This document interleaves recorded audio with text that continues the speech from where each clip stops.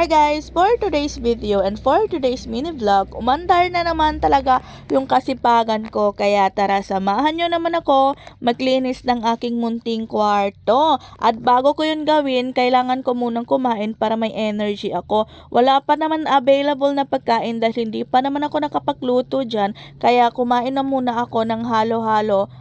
Kumain na pala ako ng halo-halo na avocado. Alam nyo ba guys, ginawa ko to konting konting sugar, konting milk, konting ice, goods na ako dyan. Kasi by September or straight na yan guys hanggang December, marami talaga akong event na attendan. Kaya kailangan ko talaga mag-diet para magkasya yung mga infinity, especially talaga sa araw ng kasal ng pinsan ko, ganun. Kaya pinaghahandaan talaga namin yan ni Josephine, charot.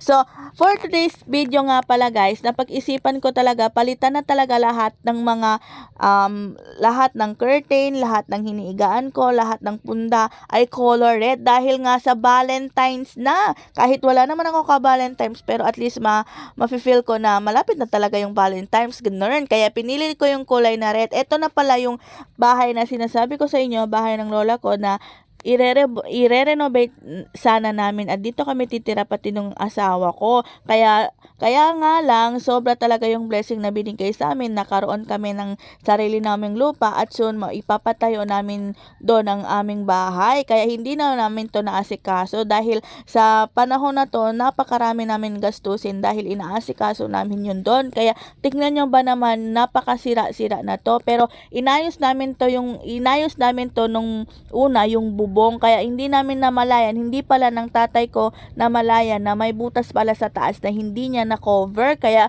nung gabi na umulan, pumasok talaga yung tubig. Kaya yung plywood nakasanda, sira-sira na talaga. Tignan nyo ba naman guys, kaya wala pa talaga kaming budget para ayusin to dahil na yung mga budget na meron kami is may nakahanda na talaga yun para sa tubig, para sa kuryente na ipapakabit namin soon doon sa ipapatayo naming bahay. Kaya eto, para magbuka talaga siyang malinis at magmukha talaga siyang fresh, inaaraw-araw ko talaga tong nililinisan at pinapalitan. Hindi naman araw-araw pinapalitan yung curtain. Nilalagyan ko pala talaga to ng curtain kasi hindi talaga magandang tignan kapag walang curtain. Kaya tinatakpan ko na lang talaga yung mga sira-sira. Kaya ito na lang talaga ang solusyon na pwede kong gawin dito para hindi talaga mukhang hindi maganda sa mata. Syempre, marami din akong mga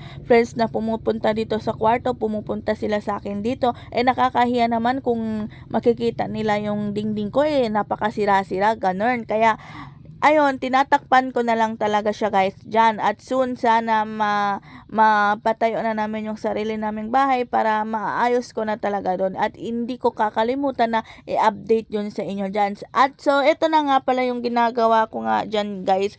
Bali 7 pala yung namin dyan, unan. Kasi yung kasama ko pala natutulog dito, yung pinsan kong lalaki. Pero bata pa naman yon, dito yung nakatira sa amin kasi namatay na yung nanay niya. At alam nyo ba guys, hindi ko talaga to kayang ayusin, kaya nagpatulong pala ako dyan sa kapatid ko. Alam nyo ba kung bakit 7 yung unan? Kasi nilalagyan ko sa gitna yung mga unan kasi napakalikot talaga yung pinsan kong lalaki. Minsan nga guys, nung gabi, hindi ko talaga namalayan yung paa nga pala niya, nasa mukha ko na, tinadyakan pa naman ako. Napakasakit, napakalakas kasi lalaki pa naman yun guys.